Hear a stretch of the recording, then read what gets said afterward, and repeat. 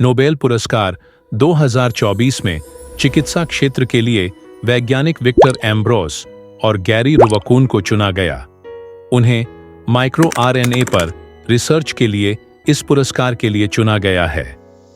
Micro RNA की खोज के अलावा उन्हें पोस्ट ट्रांसक्रिप्शनल जीन विनियमन के लिए भी इस पुरस्कार के लिए चुना गया। माइक्रो आरएनए पर किए गए रिसर्च ने यह समझाने में मदद की कि हमारे जीन मानव शरीर के अंदर कैसे काम करते हैं। अमेरिकी साइंटिस्ट विक्टर एम्ब्रोस और गैरी रुवकून के रिसर्च में यह बताया गया है कि माइक्रो आरएनए मानव शरीर के विभिन्न ऊतकों को कैसे जन्म देते हैं। क्या है माइक्रो आरएनए? माइक्रो आरएनए अणुओं के एक परिवार का नाम है। यह हर जीवित प्राणी के जीनोम में होता है।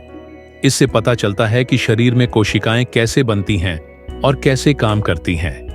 खास तौर से यह माइक्रो आरएनए कैंसर, डायबिटीज जैसी घातक बीमारियों की पहचान में मददगार है। यह कोशिकाओं में जीन एक्सप्रेशन को नियंत्रित करते हैं।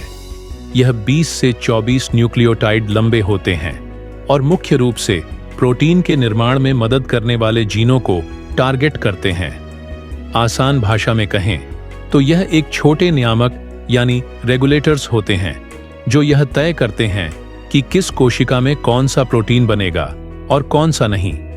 जब माइक्रो आरएनए किसी जीन के साथ जुड़ता है तो यह उस जीन के प्रोटीन बनाने की प्रक्रिया को रोक सकता है और कम भी कर सकता है। जीन वैज्ञानिकों को नोबेल पुरस्कार से नवाजा गया है। उन्होंने 1993 में इस पर रिसर्च की थी। तब से लेकर अब तक इंसानों में 1000 से ज्यादा माइक्रो आरएनए के जीन की खोज हो चुकी है।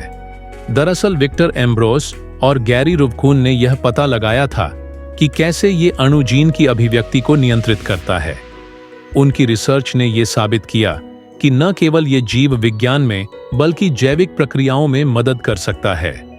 इस शोध से वैज्ञानिकों को ये समझने में मदद मिली कि कैसे ये चिकित्सा क्षेत्र में मददगार हो सकते हैं।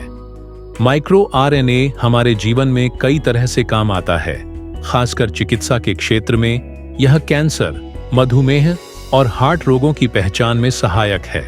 माइक्रो आरएनए को शरीर में इंजेक्ट कर बीमारी के विकास को रोका जा सकता है।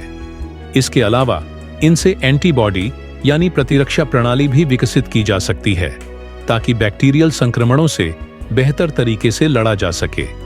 माइक्रो आरएनए के प्रयोग से बुढ़ापा और इंसानों के विकास को समझने में मदद मिलती है। इससे पता लगाया जा सकता है कि कैसे उम्र बढ़ने की प्रक्रिया में बदलाव लाया जा सकता है।